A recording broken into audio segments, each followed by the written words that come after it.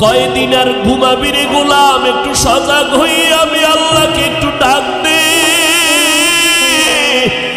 আমি মাওলার মোহাব্বতে একটু আওয়াজ দাও। যেই বান্দাগুলো আজকে মাধবদীর ময়দানে আমি মাওলার তালাশে পাগল হইয়া হাজির হয়েছ,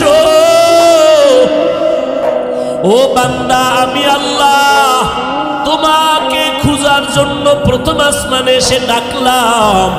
ওই বিছানার থেকে উঠিয়া ওযু বানাইয়া যায় নামাজে হাজির হইয়া একবার আল্লাহ বলিয়া যদি ডাক দাও, আমি আল্লাহ তোর জীবনের সব গুনাহগুলো মাফ করে দিব। কারণ আমি আল্লাহর ছেলে নাই, মেয়ে নাই, আমি আল্লাহর আপন কেউ নাই। আমি আল্লাহ তোরে বড় আদর করে বানাইছি রে মানুষ, তোদের মতো এত সুন্দর করে আমি কিছুই বানাই নাই।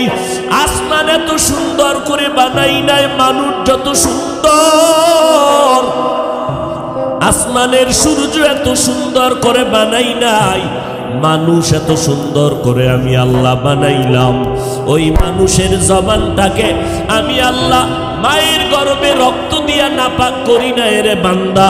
কারণ দুনিয়াতে গিয়া এই জবান দিয়ে তুমি আমি আল্লাহর জিকির করবা, আমি আল্লাহর মোহাব্বতের নাম উচ্চারণ করবা, হাঁটতে চলতে উঠতে বসতে। আমার আশেক পাগল যারা জবান দিয়া আমার আল্লাহর মোহব্বতের ডাক ডাকবে, আমি আল্লাহ এই জন্য জবানটাকে রক্ত দিয়া নাপাক করি নাই। আমি আল্লাহ তাআলা তাকওয়ার মেডিসিন দিয়া দিলাম, ওই তাকওয়া দিয়া জবানটাকে তুমি হেফাজত করো রে বান্দা। আর এই তাকওয়া যদি অর্জন করতে চাও, একমাত্র ঠিকানা হলো আল্লাহওয়ালাদের সোহবত। আল্লাহওয়ালাদের সোহবত ছাড়া তাকওয়া অর্জন করার কোনো পথ। ইয়া আইয়ুহাল্লাযীনা আমানুত্তাকুল্লাহ ওয়া কুনু মা'আস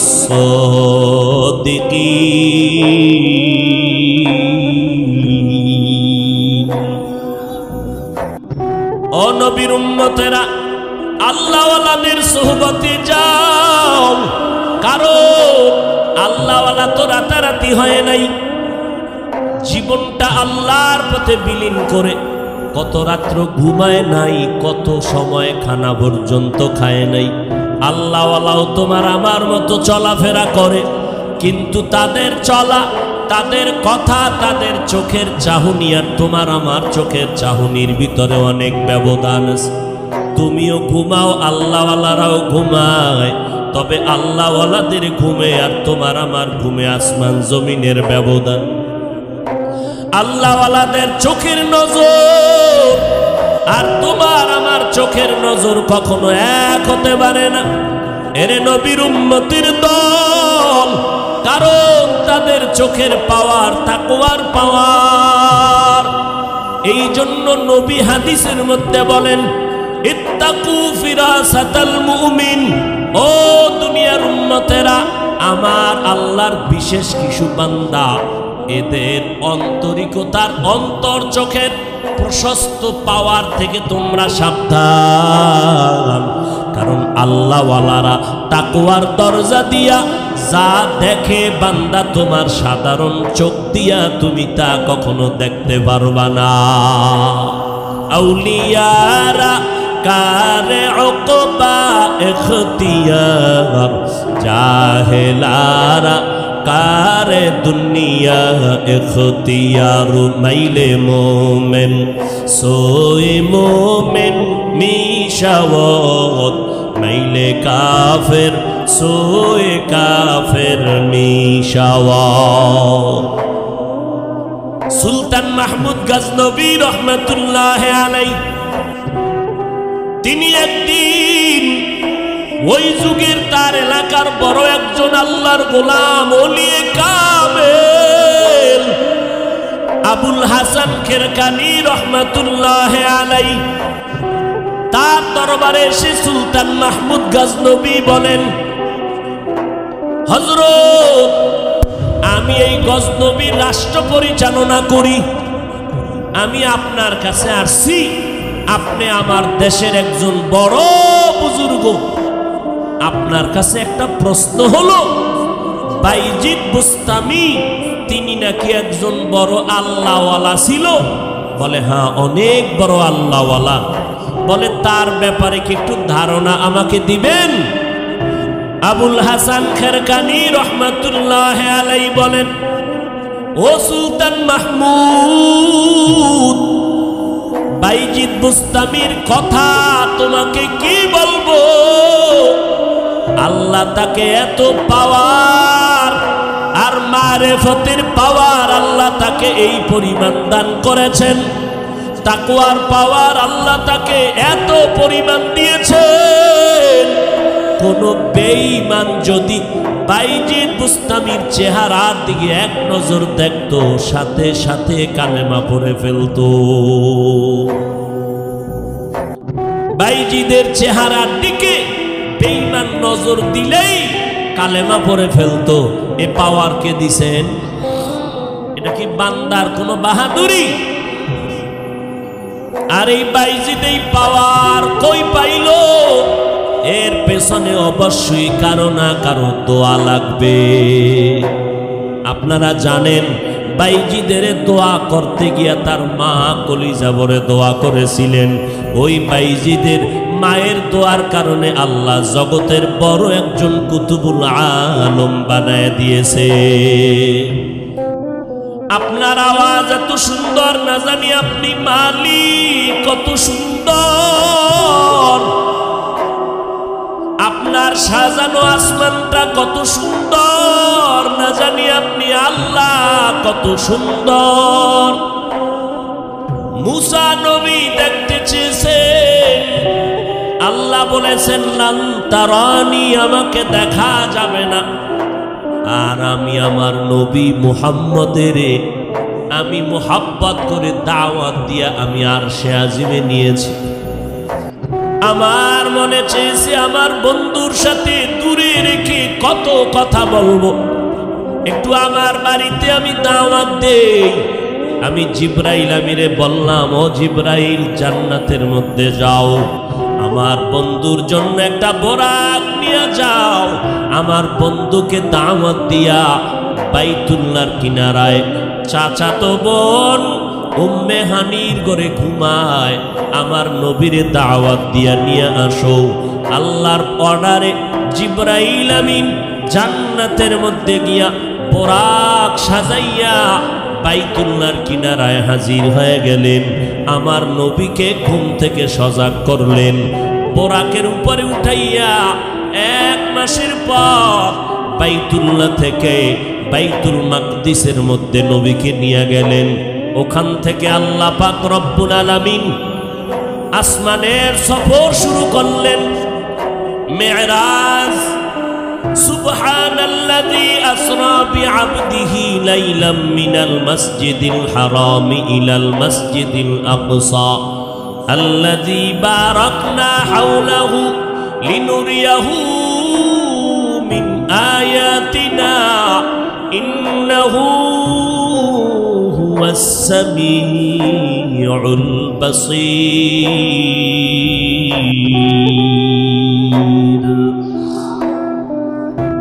আল্লাহ পাক রব্বুল আলামিন বলেন, আমি এমন পবিত্র সত্তা, অসম্ভবটাকে আমি আল্লাহ রাতের সামান্য সময় সম্ভব করে আমার নবীর বাইতুল্লাহ থেকে ডাকলাম।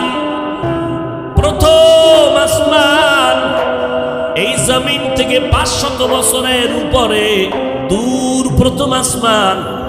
নবী বলেন, আমি 500 বছরের দূরত্বের পথ সেকেন্ডে চলে গেলাম।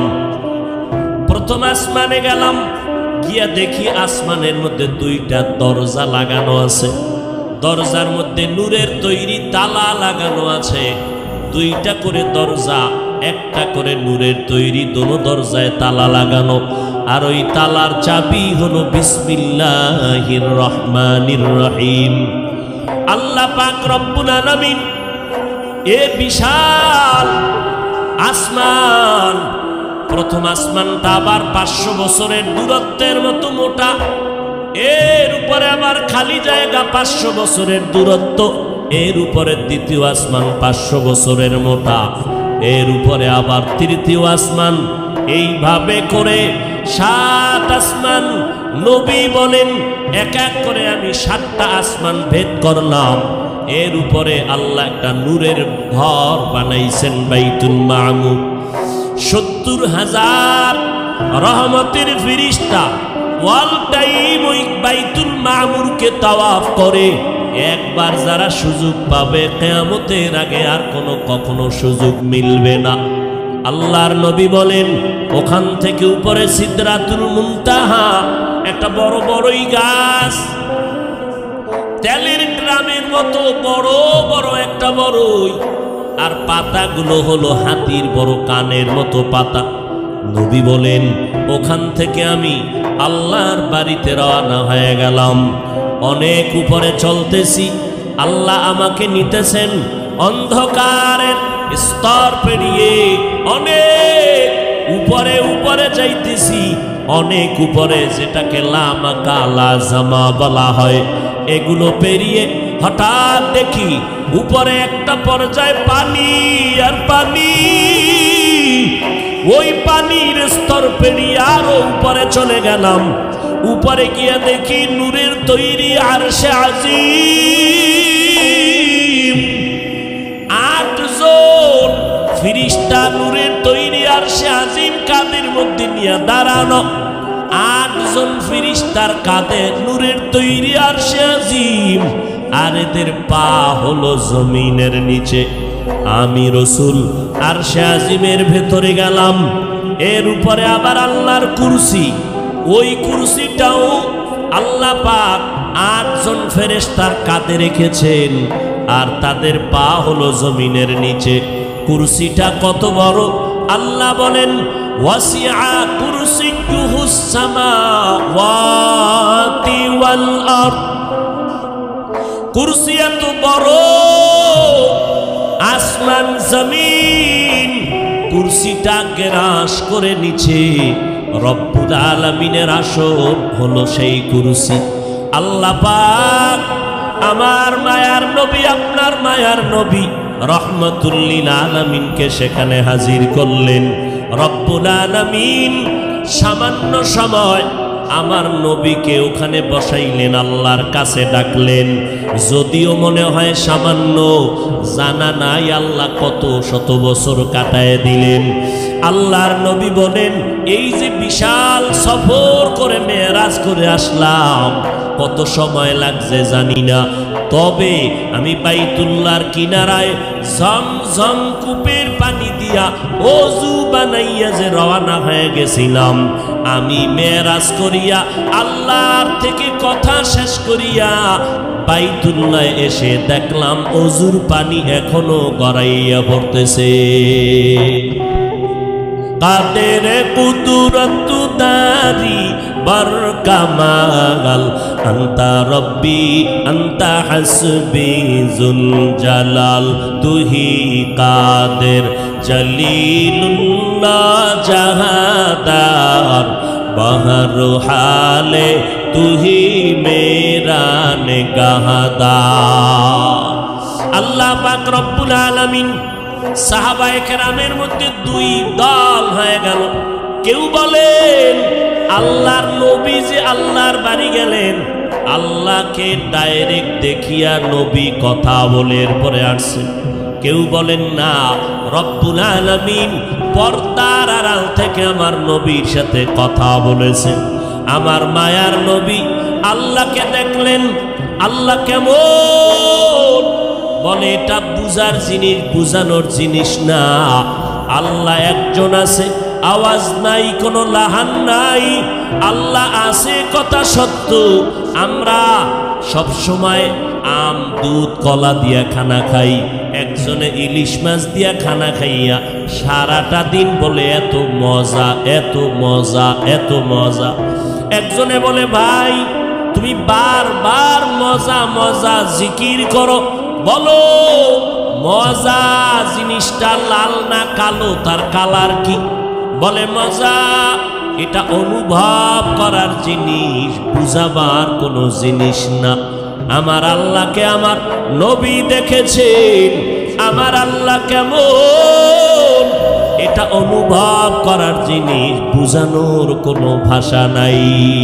হিচে কাসদর মুলকে উ আম্বাজুনে কৌলে উরা লাহনে নে আওয়াজ নে। তবে আল্লাহকে দেখা না গেল, আল্লাহর কুদরতের কিছু ঘেরান নেওয়ার মতো রাস্তা আল্লাহ রেখেছেন। বলে কেমন? বলে একটু আমার কালাম কোরআনের আয়না খুলিয়া তাকাও, আল্লাহর কুদরতের ঘেরান পাওয়া যায়। বাইতুল্লাহর দিয়ে যদি তাকাও, আল্লাহর কুদরতের ঘেরান পাইবারে মুমিন। আল্লাহওয়ালার সোহবতে যদি যাও, আল্লাহর কুদরতের ঘেরান, ওই আল্লাহর মোহাব্বত যদি চাও, আল্লাহর মোহাব্বত নেওয়ার জন্য বান্দা আমেরিকা যাওয়া লাগবে না, লেবানন লন্ডন যাওয়া লাগবে না। আমার আল্লাহ বলে, রে বান্দা, তুই আমি আল্লাহকে যদি তালাশ করো, ও বান্দা কই খুঁজবি? আল্লাহওয়ালারা বলেন, মান আরাফা নফসাহু ফাকাদ আরাফা রাব্বাহ। যেই বান্দা নিজেকে চিনে, সেই বান্দা আমার আল্লাহকেও চিনে ফেলে। আমরা আল্লাহকে চিনি না কেন? নিজেকে চিনি না, এজন্য আল্লাহকেও চিনি। আমরা নিজেকে চিনি বড় টাকাওয়ালা, আমরা নিজেকে চিনি বড় মাওলানা, আমরা নিজেকে চিনি বড় কোটিপতি, বাড়ি গাড়ির মালিক। কিন্তু না, আমাকে চিনো। বান্দা যে নিজেকে চিনবে, সে আল্লাহকে চিনবে। নিজেকে চিনেছেন সাহাবায়ে কেরাম, আম্বিয়ায়ে কেরাম, আল্লাহ পাকের খাস আশিকরা নিজেকে চিনেছেন তো আল্লাহকে চিনেছেন। নিজেকে চিনতে গিয়া এতটুকু পর্যায়ে পৌঁছে গেছেন, কি বলেছেন? বলে আমার বাড়ি, আমার টাকা, আমার পয়সা, আমার আমার আমার আমার। আসলে চিন্তা করে দেখলাম আমার তো কিছুই নাই। আমি তো একটা নাপাক পানির থেকে জন্ম, আবার আমি মাটির সাথে বিলীন হয়ে যাব। সব আমার ধ্বংস হয়ে যাবে, বাকি থাকবেন একমাত্র আমার আল্লাহ। আল্লাহ থাকবেন আমার, বাকি আর কেউ না। অতএব আমি বলার অধিকার আমার আল্লাহ। আমি নিজেকে আমি বলতে পারি না, কারণ এই যে আমার বাড়ি, এ বাড়ি তো আমার না। আমি মরে গেলে এর মালিক হবে সন্তানেরা।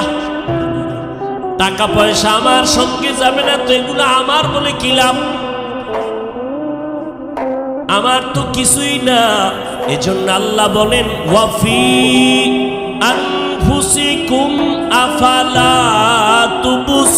তুবসিরুন। ও বান্দা, নিজের দিকে ভালো করে গবেষণা করো, আমি আল্লাহর পরিচয় পেয়ে যাইবা। এরে নবীর উম্মতের দল, এত সুন্দর করে তোমাকে আমাকে আল্লাহ বানাইছেন।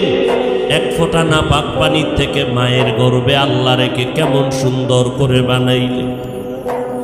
এত বিশাল আসমান জমিন আল্লাহ বানাইলেন 6 দিন লাগাইয়া। কয় দিন? ফি সিত্তাতি আইয়াম। 6 দিনে আসমান জমিন বানিয়েছেন। কিন্তু তোমার মতো এক হাতের বান্দাটাকে বানাইতে মায়ের গর্ভে আল্লাহ সময় নিছেন প্রায় 10 মাসের মতো। কেন? আল্লাহ আমাকে তোমাকে বেশি মহব্বত করেন, ভালোবাসেন। এই জন্য আল্লাহ পাক নাপাক পানির থেকে তোমাকে আমাকে সুন্দর করে মায়ের গর্ভে বানাইলেন। বানানোর পর আল্লাহ দুনিয়াতে পাঠাবার আগে সুন্দর খানার আয়োজন করলেন। দুনিয়াতে গিয়ে তুমি কোনো খানা খেতে পারবা না, আমি আল্লাহ তোমার জন্য সুন্দর খানার আয়োজন করলাম। এরে নবীর উম্মতের দল, আল্লাহ পাক রব্বুল আলামিন বলেন, আমি আল্লাহর পরিচয় যদি পেতে চাও, নিজের নিয়ে গবেষণা করলেই তুমি আমি আল্লাহর পরিচয় পেয়ে যাইবা। এরে নবীর উম্মত, আমার আল্লাহ পাক বলেন, আমার অনুসরণ যদি করতে চাও, আমাকে পাইবা না এটা আমিও জানি, দেখার কায়দা নাই। তবে আমার একজন বন্ধু আমি জমিনের মধ্যে রেখে দিলাম, তিনি হলেন আমার পয়গম্বরে আরবী। তোমরা তার অনুসরণ যদি করো, আমি আল্লাহর অনুসরণ হয়ে যাবে। তাহলে সহজ কথা, এই জমিনে আল্লাহকে কে মানে কে মানে না, তার জবাব যে নবী মানে সে আল্লাহ মানে, যে নবী মানে না সে আল্লাহকেও। সাহাবায়ে কেরাম আমার নবীকে দেখে দেখে আমল শুরু করলেন, কিন্তু বর্তমানে আমাদের কপাল বড় খারাপ।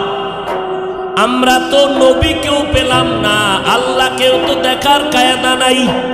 তো আমরা নবীর অনুসরণ কেমনে করি?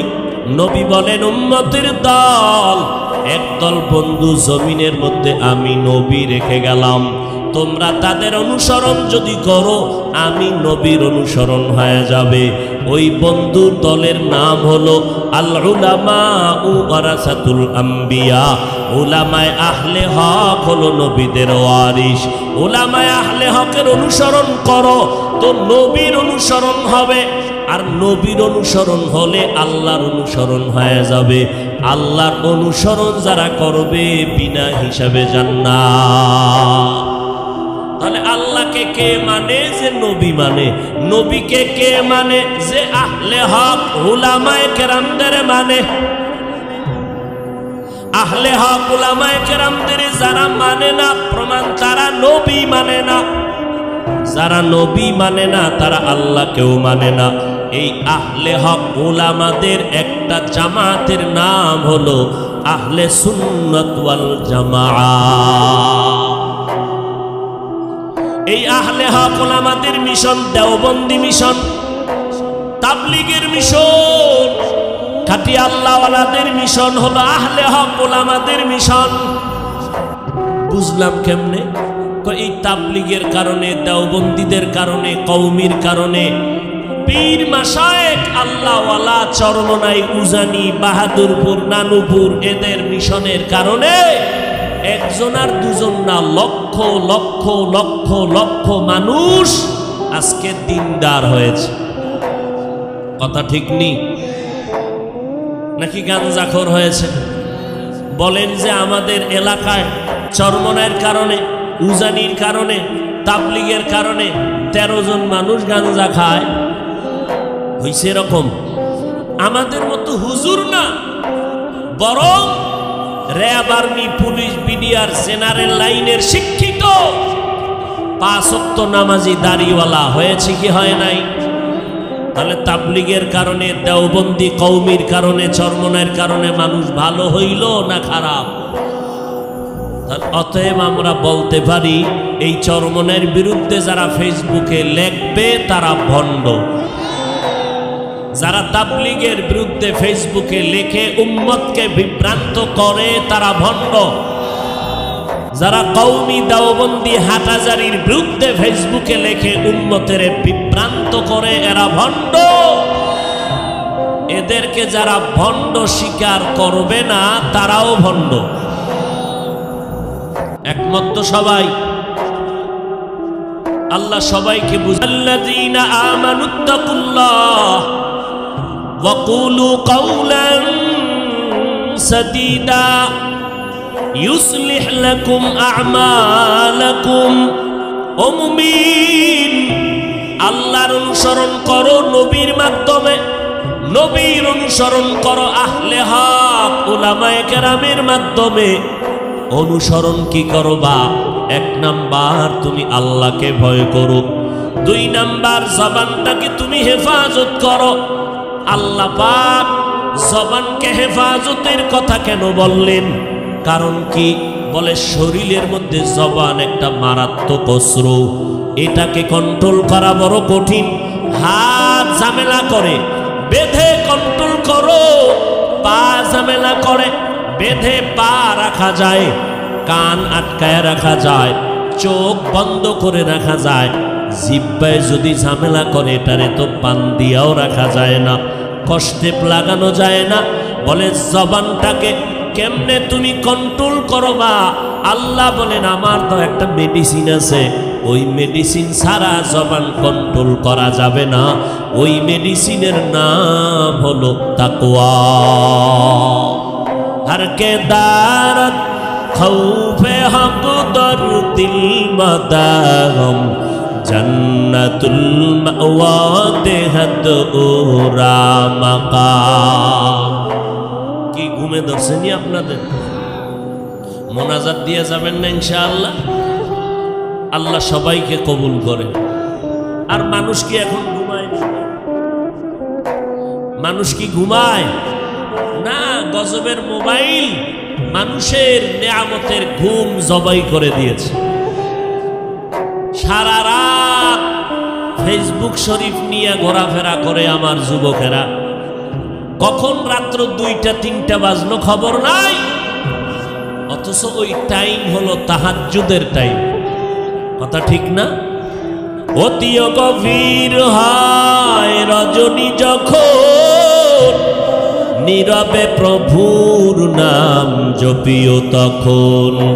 প্রভুর করুণা যদি পাইবারে চাও, গভীর রাতে উঠে প্রভুর গুণগান গাও। গভীর রাতে উঠে প্রভুর গুণগান গাও। এরে নবীর উম্মতের দান ভালো করে বুঝো। আল্লাহ তাআলা বলেন আমি ফজরের সময় জমিনের মধ্যে আসি, আমি জোহরের সময় আসি বলেন নাই। আল্লাহ তাআলা বলেন আমি আসরেও না, মাগরিবেও না, এশায়ও না, এমন একটা টাইম যেই টাইমে আমি আল্লাহ প্রথম আসমানে হাজির হয়ে যাই। ওই টাইম বড় নীরব, রাতের তৃতীয় অংশ, গভীর রজনী, সবাই ঘুমিয়ে গেল।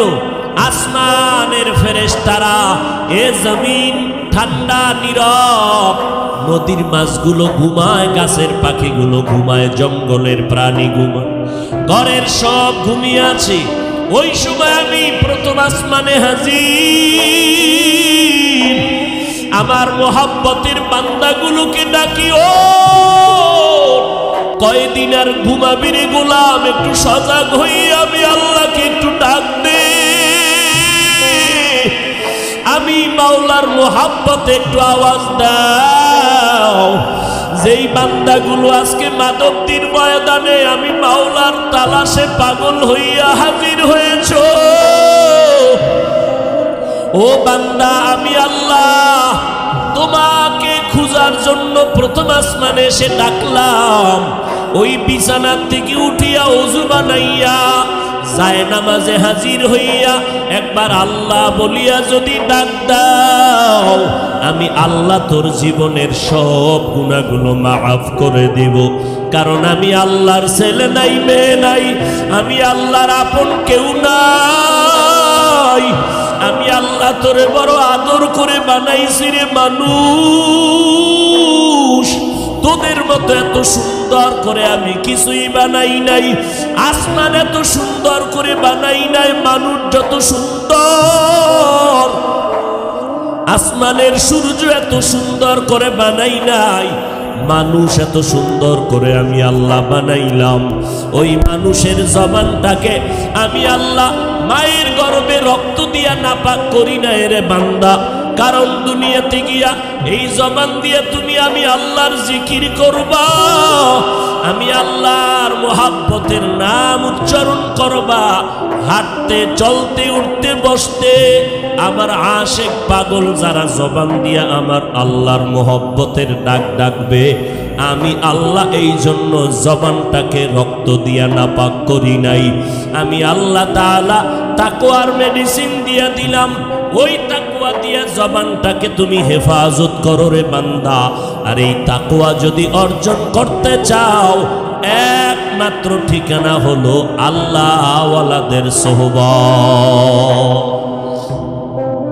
আল্লাহওয়ালাদের সোহবত ছাড়া তাকওয়া অর্জন করার কোনো পথ।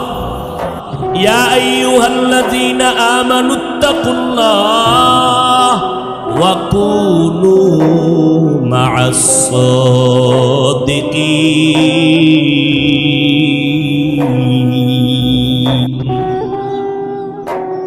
ও নবীর উম্মতেরা, আল্লাহওয়ালাদের সোহবতে যাও, কারণ আল্লাহওয়ালা তো রাতারাতি হয় নাই। জীবনটা আল্লাহর পথে বিলীন করে কত রাত্র ঘুমায় নাই, কত সময় খানা পর্যন্ত খায় নাই। আল্লাহওয়ালাও তোমার আমার মতো চলাফেরা করে, কিন্তু তাদের চলা, তাদের কথা, তাদের চোখের চাহনি আর তোমার আমার চোখের চাহনির ভিতরে অনেক ব্যবধান আছে।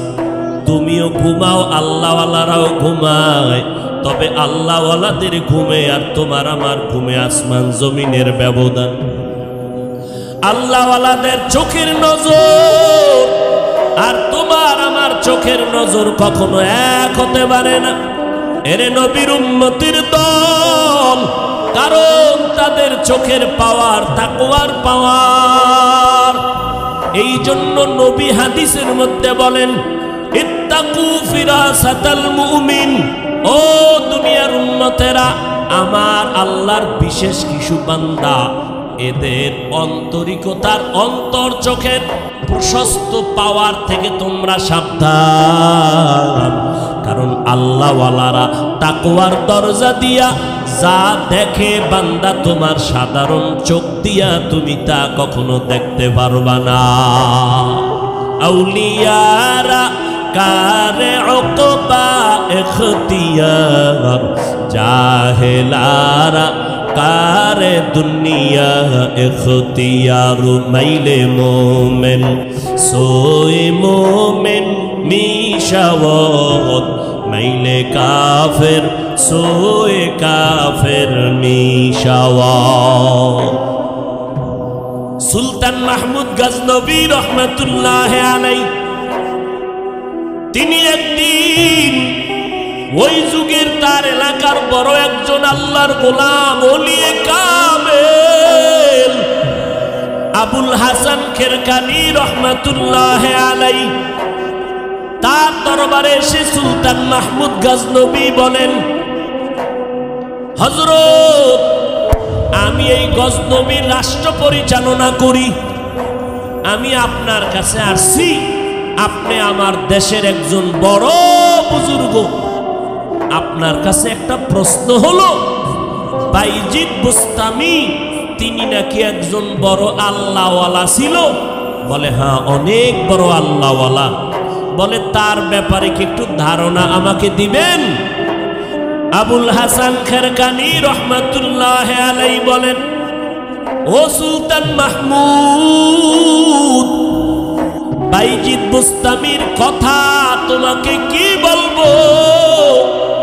আল্লাহ তাকে এত পাওয়ার আর মারেফতের পাওয়ার আল্লাহ তাকে এই পরিমাণ দান করেছেন, তাকওয়ার পাওয়ার আল্লাহ তাকে এত পরিমাণ দিয়েছেন, কোন বেঈমান যদি বাইজিদ বুস্তামির চেহারার দিকে এক নজর দেখতো, সাথে সাথে কালেমা পড়ে ফেলতো।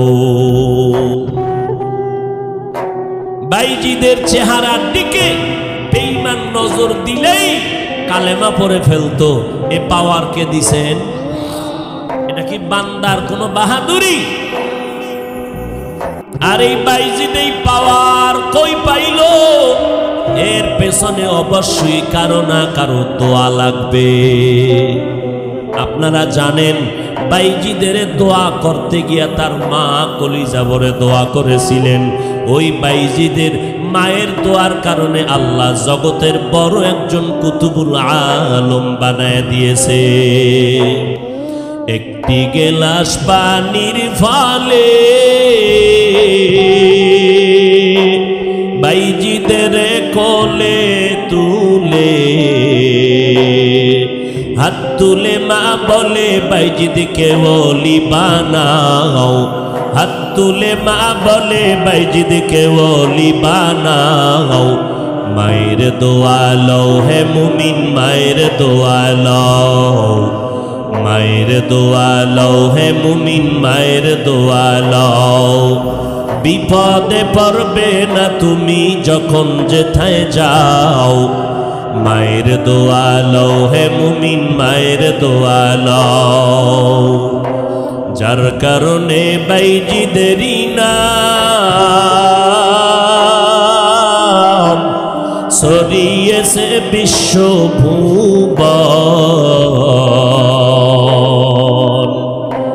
ছোট্ট শিশু বাইজিদেরই মতো সবাই হও ছোট্ট শিশু বাইজিদেরই মতো সবাই হও মায়ের দোয়া লও হে মুমিন মায়ের দোয়া লও মায়ের দোয়া লও হে মুমিন মায়ের দোয়া লও বিপদে পড়বে না তুমি যখন যেথায় যাও মায়ের দোয়া লও হে মুমিন মায়ের দোয়া লও মায়ের দোয়া লও হে মুমিন মায়ের দোয়া লও আল্লাহ তাআলা বাইজিদকে মায়ের দোয়ার কারণে এত দামি বানিয়েছে চেহারা দিয়ে তাকাইলে হাজারো বেঈমান কালেমা পড়ে ফেলতো এ নবীর উম্মতের দল ওই মা বাবার দোয়া ছাড়া আল্লাহর কসম এই চেয়ারের মধ্যে বসে কথা বলার পাওয়ার হতো না যদি মা বাবার চোখের পানি আর দোয়া না থাকতো ও ভাই তুমি আজ টাকা বা পয়সা বাড়ি গাড়ির মালিক মনে করেছো তোমার শক্তি না না মা বাবার চোখের পানি আর দোয়া পরীক্ষা মাকে বললাম মা দোয়া করো আগামীকাল পরীক্ষা মা রাতের বেলা ঘুমায় না নামাজের মুসাল্লায় দাঁড়ায় চোখের পানি ছেড়ে দোয়া করেছে ও আল্লাহ তুমি আমার সন্তানের কবুল করে নিও আমার সন্তানটাকে তুমি পরীক্ষায় কামিয়াব করে দাও এরে নবীর উম্মতের দল যেই মা তোমাকে আমাকে না খেয়ে কষ্ট করে বড় বানাইয়া আজকে মা বাবার দোয়ার কারণে তুমি আজ আলেম মাওলানা মুফতি চেয়ারম্যান মেম্বার হয়েছো টাকা পয়সা গাড়ি বাড়ির মালিক ওই মা বাবার দোয়া ছাড়া হতে পারো না এর মুমিন যেই মা বাবা কত কষ্ট করেছিলেন মাঝে মাঝে আব্বা জানের মনে চাইতো একটা আঙ্গুর খাবে বেদানা খাবে কিন্তু টাকা নাই আজকে তুমি সন্তান তোমার ঘরে ফলের অভাব নাই কিন্তু যেই মা বাবা আশা করেছিল তারা আজ দুনিয়াতে বেঁচে নাই কে খাবে তোমার ওই ফল কে খাবে তোমার ফ্রিজের মাছ ওই মা বাবার দোয়া সারা সামনে আগানোর কোনো পথ নাই ওরে নবীর উম্মতের দল আল্লাহ পাক রব্বুল আলামিন বলেন বান্দা বাহাদুরি করিস না কয়দিন আর দুনিয়াতে বাহাদুরি করবি কই যমুনা গ্রুপের মালিক এত টাকার মালিক আর সব পরে রইল টাকাওয়ালা নাই কিসের বাহাদুরি করো আমাদের ওই নদী পথে বরিশালে রাতের বেলা লঞ্চের ভেতরে আগুন কত মা বাচ্চা কোলে নিয়ে কেবিনের মধ্যে ঘুমায় ঘুমের ভেতরে হঠাৎ সজাগ হইয়া দেখে চারপাশে আগুন কোথাও বের হওয়ার কোনো কায়দা নাই এক আল্লাহ পাকের বান্দি বাচ্চাটারে কোলে নিয়া স্বামীর হাত ধরে বলে চলো ছাদে লঞ্চের ছাদে চলো ছাদে গিয়া কয় স্বামী মনে হয় আমি এখন মরে যাব আমি আর দুনিয়াতে বেঁচে থাকতে চাই না ও স্বামী আমার তোমার পা জড়াই আমি হাত ধরিয়া ক্ষমা চেয়ে আমাকে মাফ করে দিও কারণ আমি তোমার ঘরে আসিয়া খেদমত করতে পারি নাই রে স্বামী আমাকে তুমি মাফ করে দাও। আর আমার মা বাবারে যদি পাও একটু সালাম জানাইও।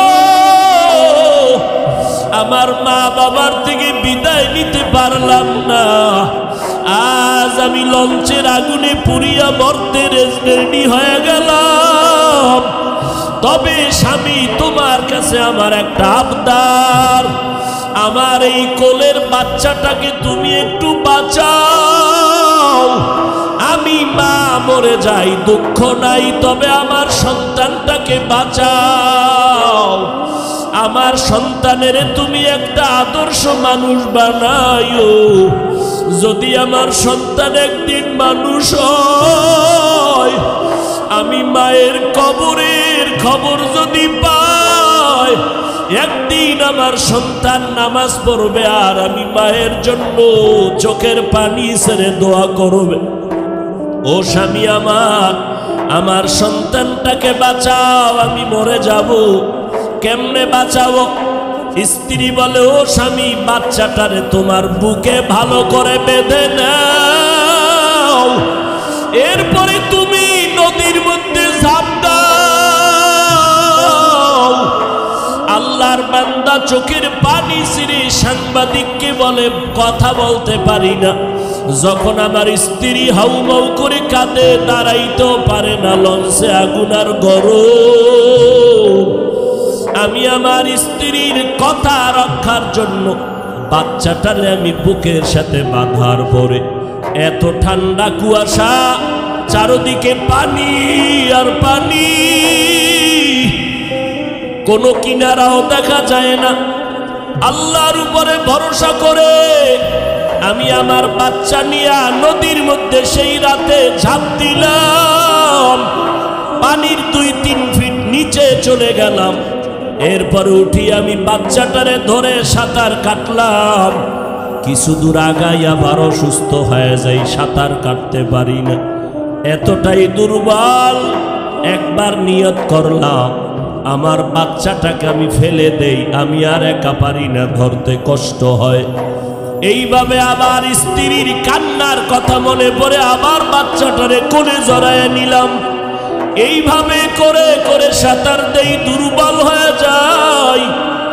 এভাবে করে করে এমন এক পর্যায়ে গেলাম, মনে হয় যেন আমি বেহুশ। আল্লাহর কুদরত বুঝি না, হঠাৎ তাকায় দেখি কখন আমার বাচ্চাটা আমার থেকে আলাদা হয়ে গেল। আমি খুঁজিয়া দেখি না, আমার বাচ্চাটারে খুঁজে পাই না।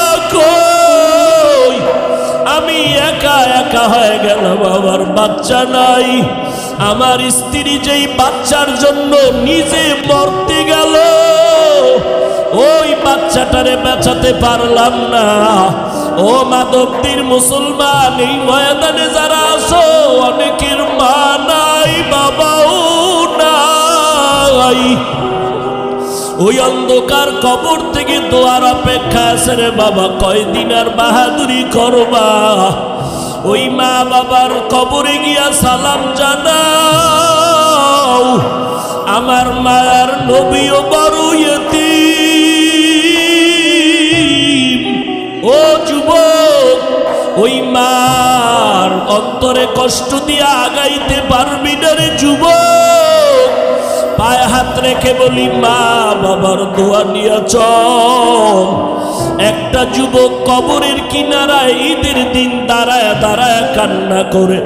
ও যুবক, তুমি ঈদের দিন আনন্দ করবা কেন, কাঁদো? যুবক বলে, গত ঈদে আমার মার দোয়া নিয়া বাবার নিয়া নামাজ আদায় করেছিলাম। আজকে যখন ঈদের নামাজে রওয়ানা, হঠাৎ দেখি মায়ের বিছানাটা খালি। যেই মা আমার মাথায় হাত দিয়া দোয়া করে দিত, আজ আমার মা নাই, কে আমার মাথায় হাত বুলায় দোয়া করবে? যেই মা রাতে ঘুমায় না, সন্তানের চিন্তা। ও সন্তান, ওই মা বাবার কাছে যদি বেঁচে থাকে গিয়া দোয়া নাও। মা বাবার দোয়া ছাড়া আগানোর কোনো পথ নাই। আল্লাহর কাছে তৌফিক চাও, তওবা করো। জীবনে তো গুনাহ কম করি নাই, মনে হয় যেন আমার মতো জাহান্নামী কেউ নাই। আমার গুনার কারণে আমার হাত না পাক, জিহ্বা না পাক, অন্তর না পাক, চোখ না পাক। এই গুনাহ নিয়ে যদি কবরে যাই, ওই কবরে গেলে দুই পার্শ্বের মাটির চাপ, ওই কবরে জাহান্নামের আগুন। আল্লাহর নবী বলেন, ওই কবরে যদি তিনটা প্রশ্নের জবাব দিতে না পারো, জাহান্নামের আগুন কবর ভরে যাবে। আল্লাহ পাক গাইবি আওয়াজ দিয়া বলবেন, রে কবরের মাটি, এই গুনাহগার নাফরমানকে জোরে জোরে চাপ দাও। এমন জোরে চাপ দিবে পাঁজরের হাড় চুরমার হয়ে যাবে।